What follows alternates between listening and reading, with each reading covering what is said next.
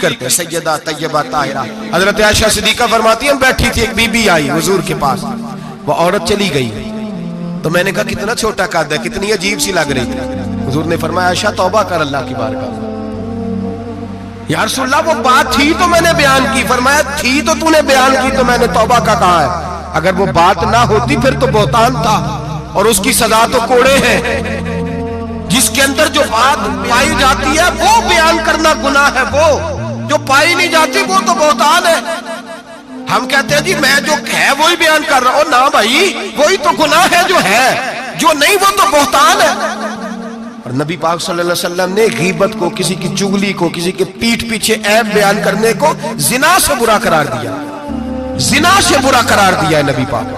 اور لوگ ہیں کہ غیبتیں کرتے ہیں اور پھر اس پہ فخر کرتے ہیں، دوسروں کو سناتے پھرتے ہیں، اعلانیہ گناہ کرتے ہیں۔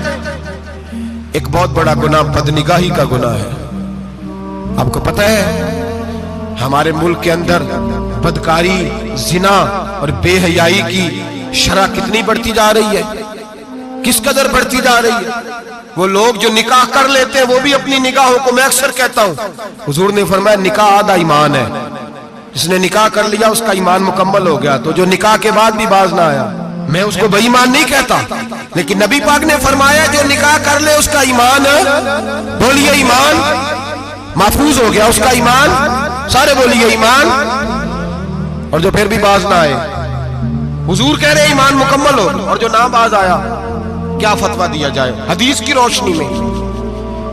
میرے نبی پاک کی بارگاہ میں عورتیں آئیں توبہ کرنے، بیعت کرنے، مسلمان ہونے، تو حضور بیعت لیتے وقت فرمانے لگے میرے ساتھ وعدہ کرو جھوٹ نہیں بولو گی، غیبت نہیں کرو گی، زنا نہیں کرو۔ ایک عورت بول پڑی، کہنے لگی یا رسول اللہ صلی اللہ علیہ وسلم میں مسلمان تو نہیں پر خاندانی ہوں، میرے گھر والوں کے ذہن میں بھی کبھی زنا کا خیال نہیں آیا، ہم تو اسے خاندانوں کے وقار کے خلاف سمجھتے ہیں۔ روز بری نظر سے کسی کو دیکھنا اور کسی کے بارے میں غلط باتیں، ناراض نہ ہونا، بہت سارے بوڑھے بھی لذت لے لے کے جرم بیان کرتے ہیں، گناہ بیان کرتے ہیں، غلط باتیں کرتے ہیں، کسی عورت کے بارے میں تبصرہ کرتے ہیں۔ کیا سمجھتے ہیں مرد اور عورت معاذ اللہ تعالیٰ ایک کمرے میں جا کے بدکاری کرے تو وہی زنا ہے؟ میری طرف دیکھیے اور جھانک کر کے سنیے کیا عرض کر رہا ہوں، ادھر دیکھیں میری طرف۔ نبی پاک صلی اللہ علیہ وسلم نے فرمایا زنا زبان کا بھی ہوتا ہے، زنا کان کا بھی ہوتا ہے، زنا آنکھ کا بھی ہوتا ہے۔ حضور کس طرح فرمایا جس نے گند دیکھا اس نے آنکھ کا زنا کیا، جس نے لذت لے کے سنا چپ نہیں کرایا، پوری بات سنی، وہ بھی زانی ہے، اور جس نے گندی بات بولی وہ منہ کا زانی ہے، جس نے گند سوچا وہ دماغ کا زانی ہے۔ اور زانی کو سب سے پہلی سزا اللہ یہ دیتا ہے کہ سجدے کی لذت چھین لیتا ہے، عبادت کا سرور چھین لیتا ہے، اس کا نماز میں دل نہیں لگتا۔ قرآن میں سب سے پہلی سزا اسے اللہ اپنے دروازے سے دور کر دیتا ہے۔ بھائیو آج ہمارے سجدے بے کیف ہیں، آج لوگ غلط جگہ پہ گھنٹوں بیٹھے رہتے ہیں، مسجدوں میں لوگوں کے دلوں کو گھبراہٹ ہوتی ہے، لوگ بھاگتے ہیں۔ میرے نبی پاک نے فرمایا تو نظر کو پاک کر لے، اللہ تیری عبادت میں لذت پیدا فرما دے گا۔ میرے بھائی یاد رکھ لیں اور سن لیں، سب سے کمزور آدمی وہ ہے جس کا ذہن پاک نہیں، سب سے کمزور آدمی وہ ہے جو کردار کا غلط ہے۔ ایک بات میں نے پڑھی، آپ یقین کریں میرا دل کرے کہ میں آگ لگا دوں اس عنوان کو جس پہ گندگی لکھی جاتی ہے، ان اخباروں کو، ان چیزوں کو جس پہ گند لوگوں کے دلوں میں۔ وہ انڈیا کی ایک وزیر اعظم عورت گزری تو کسی نے اس سے کہا کہ پاکستان نے تو تمہیں شکست دی ہے، تم جیت نہیں سکے بڑا ملک ہو کے۔ کہنے لگی کوئی بات نہیں، تھوڑا وقت ٹھہر جاؤ، ہم ان پر تہذیبی یلغار کریں گے، ان کے گھروں میں ننگا ناچ کریں گے، یہ گندی تصویریں دیکھیں گے، یہ گند میں الجھ جائیں گے۔ اور جو قوم گند میں الجھ جایا کرتی ہے وہ پھر کسی سے لڑنے کی طاقت نہیں رکھتی، اس کے اندر ڈٹ جانے کی ہمت نہیں ہوتی، اس کی غیرت کے جنازے نکل جاتے ہیں۔ دل کرتا ہے جل جائے وہ جل جائے جہاں سے برائی پھیلتی، تباہ ہو جائے وہ علاقے جہاں سے گند ہوتا ہے۔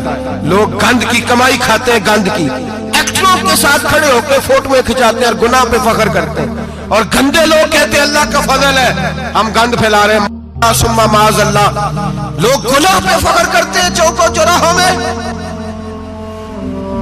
محمد بن قاسم آئے ہندوستان پہ راجہ دہر کے مقابلے میں، نوجوان میری طرف دیکھیں اور صحیح ہو کے بیٹھے، خاصے صحیح ہو کے بیٹھے، تقریر نہیں کر رہا، جذبات کا، میرے جذبات سنیں، دل کے پھپولے جل رہے ہیں سینے کے داغ سے، اللہ کی قسم روح کی گہرائی سے بات کر رہا ہوں، وہ بات کر رہا ہوں جو سینہ کہہ رہا ہے کہ پھٹ جائے اور کہنا نہ پڑے۔ قرآن و حدیث پڑھتے ہیں اور پھر اپنا حال دیکھتے ہیں تو لگتا یہ ہے کہ عذاب قریب آ گیا ہے، لگتا ہے زمین پھٹنے والی ہے، آسمان گرنے والا، لگتا ہے قریب آ گیا ہے سارا کچھ۔ سمجھے کیا عرض کر، یہ بات اگر آپ سمجھ گئے تو قیمت وصول ہو گئی، اس کو سمجھ گئے تو سمجھ لیں آپ کے مزاج کے اندر اللہ نے تبدیلی پیدا کر دی۔ محمد بن قاسم 18 سال کا جوان، ایک عورت کی عزت پر راجہ دہر ہندو نے حملہ کیا، محمد بن قاسم بچانے آئے۔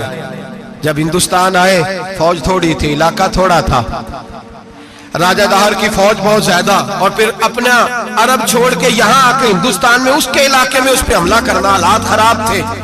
محمد بن قاسم پریشان ہے، ایک بزرگ نے دیکھا، کہنے لگے پریشان کی ہو؟ کہنے لگا سوچتا ہوں علاقہ بھی اس کا، فوج بھی اس کی، میرے فوجیوں کو تو رستوں کا بھی نہیں پتا، کیسے جنگ کریں گے، کدھر سے آئیں گے، اور پھر ہمیں زبان بھی نہیں آتی، کیسے کام ہوگا، ڈر رہا ہوں۔ 2-4 دن گزرے تو محمد بن قاسم اشاش بشاش ہو گئے، وہ بزرگ کہنے لگے خیر ہے، بڑے مطمئن ہو گئے ہو، کہنے لگے بس راجہ دہر ہم سے مقابلہ نہیں کر سکتا، راجہ دہر ہمارے مقابلے میں کھڑا نہیں ہو سکتا، وہ گرا کے گرا، وہ لڑکھڑایا کے لڑکھڑایا، ریزہ ریزہ ہو جائے گا۔ آپ کو کیسے خوشخبری مل گئی؟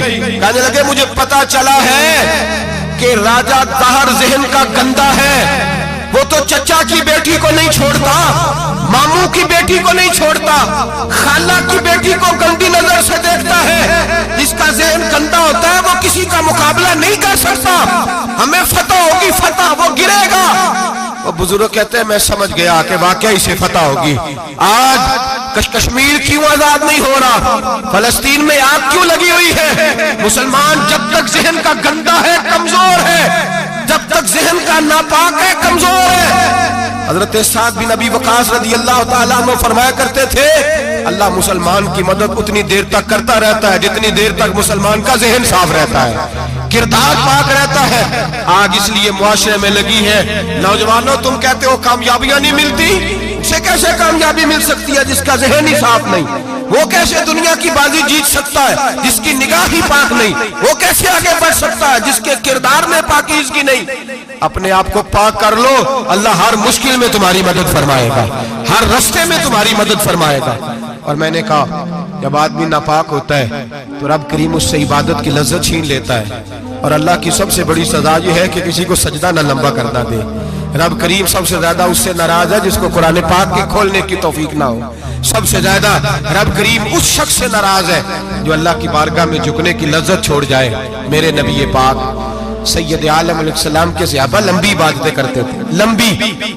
کسی نے کہا تھا روم کے بادشاہ تھے کہ یہ مسلمان فاتح کیوں ہو جاتے ہیں؟ تو اس نے کہا میں نے مولا علی کے زمانے میں جاسوسی کرائی تھی، پتا کیا تھا کہ ہر میدان میں کامیاب کیوں ہوتے ہیں۔ تو کہتے ہیں میں نے دیکھا یہ دن کے مجاہد ہوتے ہیں پر رات کے عابد ہوتے ہیں، ساری رات عبادتیں کرتے ہیں۔ فرمایا رات کو جب اپنے رب کو راضی کر لیتے ہیں تو سویرے خدائی طاقتیں ان کے ساتھ ہو جاتی ہیں۔ ہم کہتے ہیں ہماری چلاکی سے کامیابی ہوگی، ہم بڑے تیز ہیں، ہماری حکمت عملی سے کامیابی، سیاست سے کامیابی۔ جب تک اللہ تیرا ساتھ نہیں دیتا تو قدم نہیں اٹھا سکتا، جب رب کریم تیری مدد نہیں فرماتا تو عمیق گھڑوں میں